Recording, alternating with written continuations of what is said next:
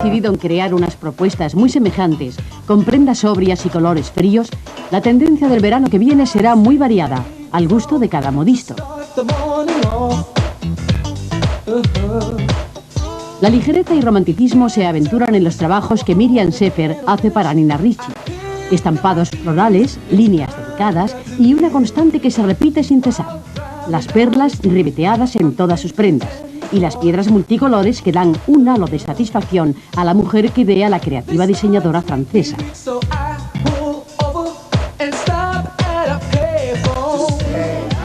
Desde que se hiciera cargo de la casa Gala Dior, el británico John Galliano sorprende a prensa y público tanto por sus cuidadas puestas en escena como por sus elaborados diseños llenos de teatralidad y originalidad.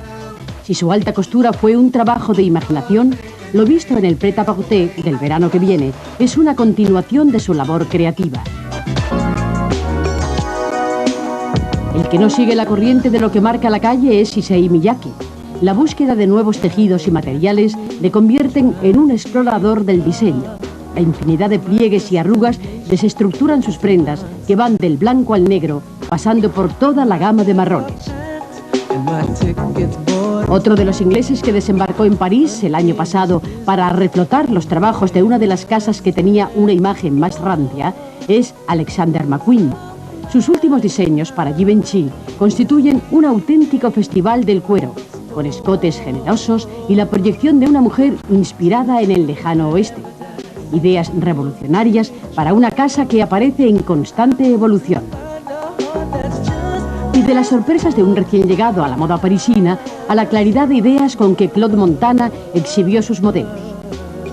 Blusas que fluyen sin resistencia en el cuerpo humano, jugando con sus asimetrías, y cardigans longilíneos que adornan la ropa más que arroparla, completando sus diseños naranjas, rosas y lilas que alegrarán con su color a la mujer que idea Montana. Del color de unos a la obsesión por el negro de otros. Después de un invierno oscuro, Sonia Rykiel se empeña en prolongar el protagonismo del negro en una colección extensa y variada, austera de color, pero divertida y fresca en sus diseños. Originales tops y faldas leves nos recordarán que el verano ha llegado, a pesar del sorprendente apego que Sonia Rykiel muestra por las pieles teñidas de colores.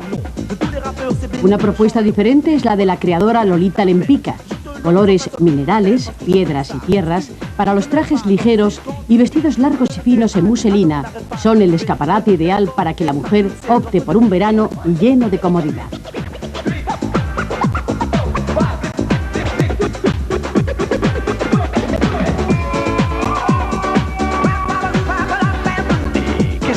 Para finalizar el avance de moda del próximo verano, asoman los trabajos que el alemán Karl Lagerfeld recrea para Chanel, una de las casas más clásicas que sabe rememorar constantemente el estilo que en su día creó Coco Chanel.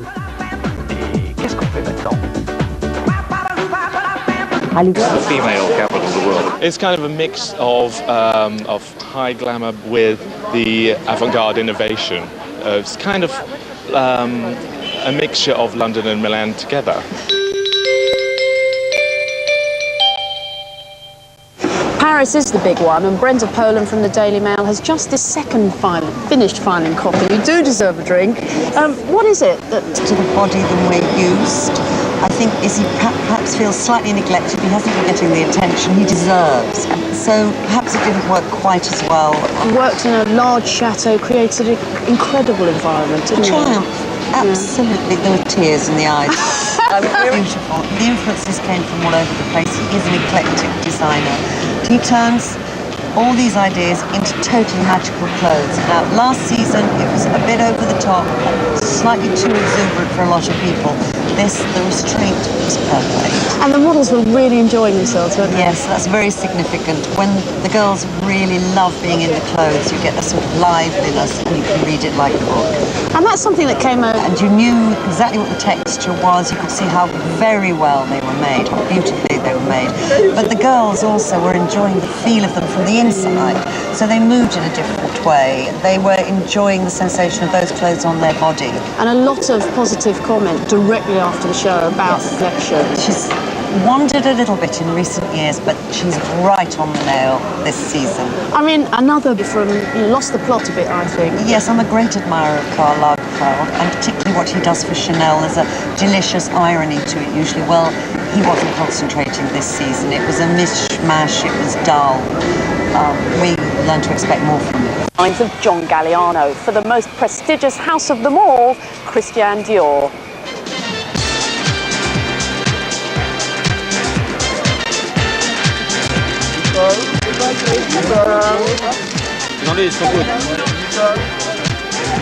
The British press were naturally keen just to give us a frontline report.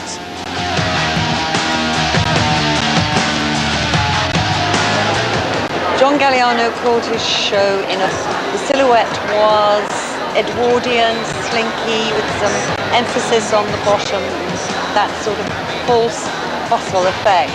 It was very beautiful, rich fabrics, lots of silver lace, lots of net, embroidery, diaphanous. It was terribly refined. John Galliano at his best. Hi, I'm Meg Matthews. I thought it was fantastic. I just loved Dior, and I think John's the best. The most hyped playing supporting roles were Mum and Dad, Paul and Linda.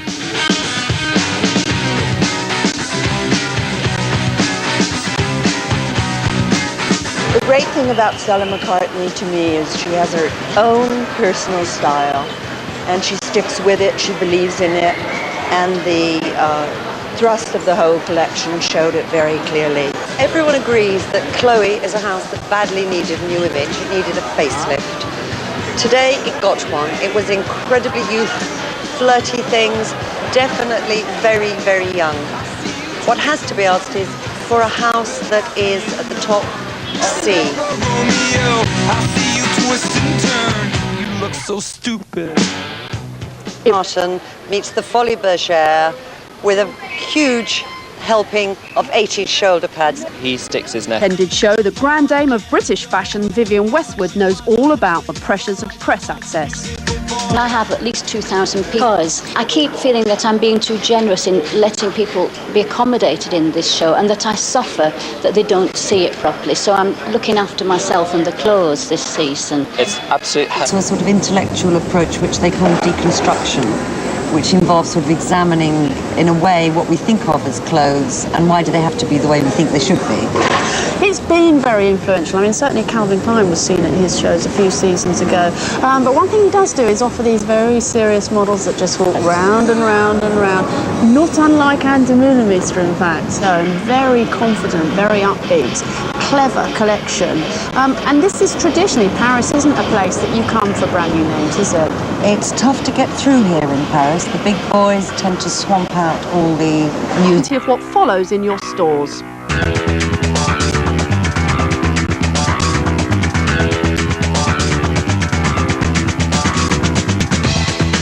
Every season, designers find a new way to reveal flirtatious amounts of flesh. During the splits, there were long lengths of straight skirts slashed to the thigh, or short trousers and halfway skirts with slits and slats.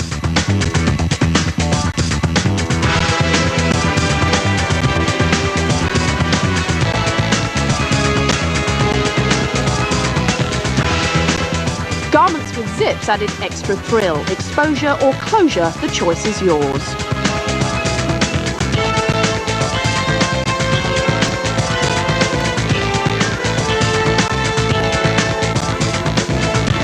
Fringing and fraying, first seen in London, travelled across the water. British designers Vivienne Westwood and John Galliano for Dior pursued the trend. Jean-Paul Gaultier gave us a taste of traditional Spain, whilst others used beaded trim to blur hemlines or tough yarn to add rawness to supple knits.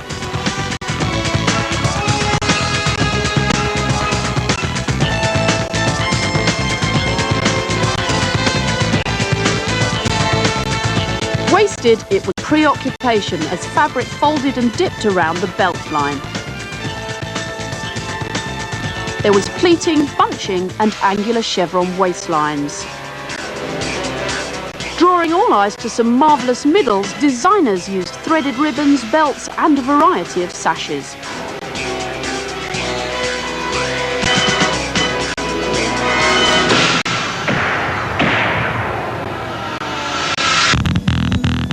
White on white was all right for many as designers worked milky knits alongside chalky chiffons and leather.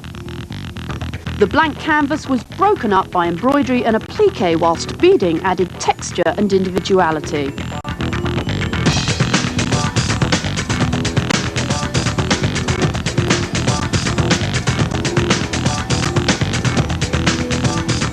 Peekaboo colour was used in a variety of ways, as flashes of pigment, intense or subtle, appeared briefly to contrast an all-over look.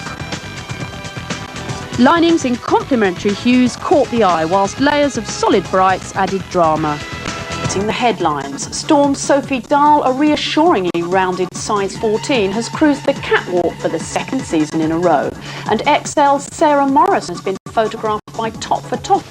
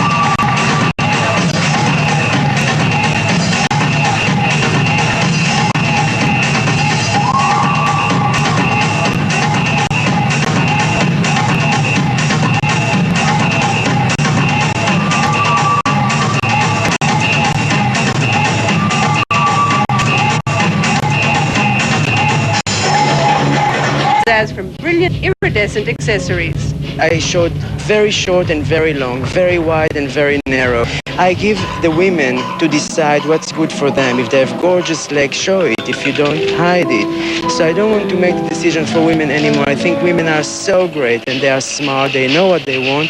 Let them pick. Chloe did its new design. She's the daughter of Paul and Linda McCartney, who were there to cheer her on. I'm really proud to be British in Paris. It's great. Everyone here has been really welcoming. I don't feel incredibly British in this house anyway. I just feel like one of the team. 50 models paraded through the salons under the carved gilt chandeliers, showing McCartney's fresh, young approach. McCartney says she's striving to keep the femininity Chloe has always had. It's really a mental collection to try and make people more confident. It's really kind of, there are details that should make a woman feel better about herself. It's something to try and make women feel less vulnerable and confident. Right now, above all, Paris designer Jean-Paul Gaultier likes to have fun with fashion. For his spring-summer collection, his playground is Mexico, and the setting is a bountiful marketplace. Gaultier's inspiration is the Mexican painter Frida Kahlo, whose work and strength of character he has long admired. When it comes to the clothes, Gaultier has two moves, a masculine one with loose and comfortable pants, and a feminine one with full skirts that bounce, swirl over petticoats. Gaultier starts the collection dramatically with black, and then moves into color. First black, and after black and white and red, like the bird and like that. And after it starts colorating like Havana colors, which mean like tobacco, that kind of color. And after it go like a kind of pastel and voila.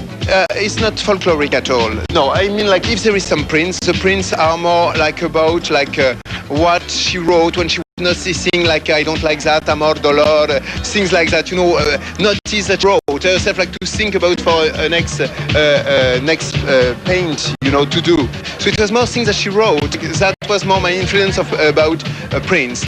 When it comes to shapes, Gaultier continues his square, boxy jackets. He puts deep pockets on the backs of pants and skirts, and underwear are part of an outfit. Like the trouser, you have a kind of like boxers that go up, you can see, which is in a nice fabric. And the bra has the same thing, so it's two bra, one of a superposition of bra, which is quite nice. No see-through, nothing like that, no flesh. It's very like pudic and something like that. It changed for me, you know. But it's like some seasons that I change that, and I think it's like nice. Also, can be very beautiful and sexy also without showing all the breasts, you know. It's a very graceful, elegant look. I mean, on the wrist, alors the other silhouettes, alors masculine one is with like brown, double bra, etc. And the other one is like a big petticoat, like skirts that are big in taffeta and things like that. And over it you put like big loose t-shirt or knitwear and things really soft and casual. You know, it is not like something very stiff. It is more like comfortable and loose silhouette, very comfortable with like big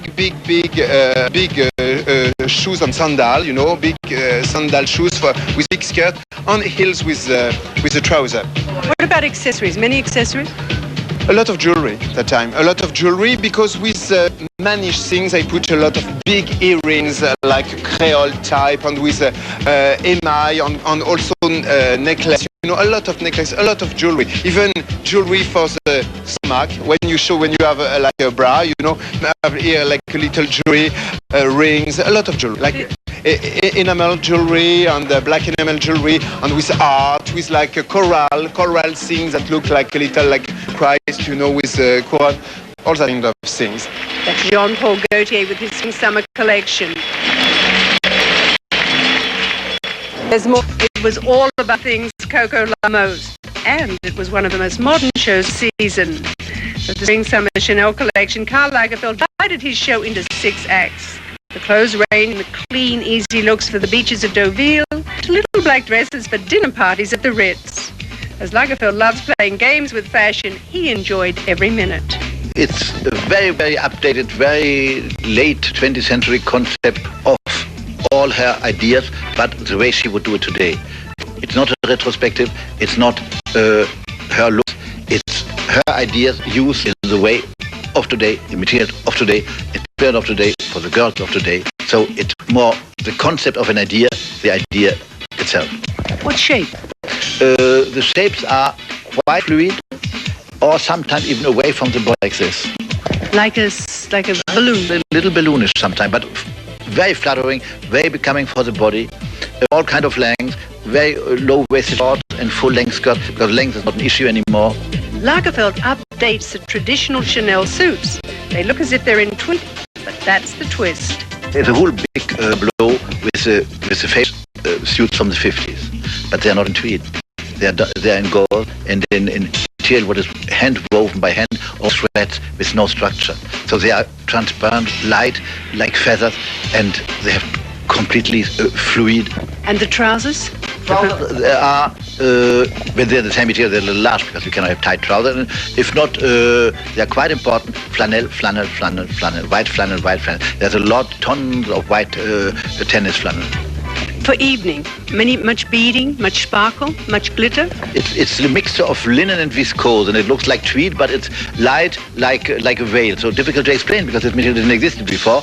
And I have sequins of plastic, and they cut the material out and glue it on the plastic, so it shines without shining. And the embroidery is made color on the same color. It's all ivory. The whole group of neo-romantic viscose linen tweed dresses who are completely light but not transparent, with white embroidery, what is more like a kind of relief or something you can hardly describe what it is. Carl, you've used most of the color in the suits. Color, there are not so many colors. It's mostly off-white, black, brown, navy blue, little touches of coral, but not so many. What about the shoes? Shoes are very important because they have heels, not stiletto anymore, and not completely flat. They have kind of Spanish tango dancer, and this gives a kind of very different positioning of the body, because the stiletto positions the body in an aggressive way, and the flat is a little boring. It gives a whole new look to the silhouette. Yes. And you know, the attitude comes from the positioning of the body. Huh? That's Karl Lagerfeld with the Spring-Summer Chanel collection.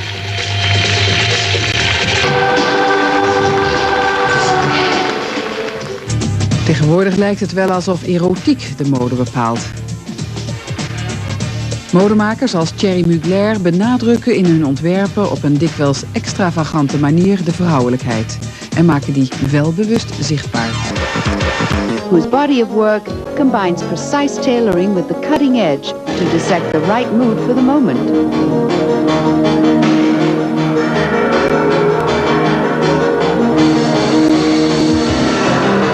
The modern season, I think it's the joy of living, and it's the sense, the instinct of liberty as well. That's why it's piercing, it's very tribal, it's very urban tribal. It's like an instinct coming from deep for joy and rhythm, and also this all this clean and white and sort of futuristic, optimistic clothes. And very young, very, very short and fresh, you know, clean, optimistic. Mugler looks to the future with streamlined jumpsuits.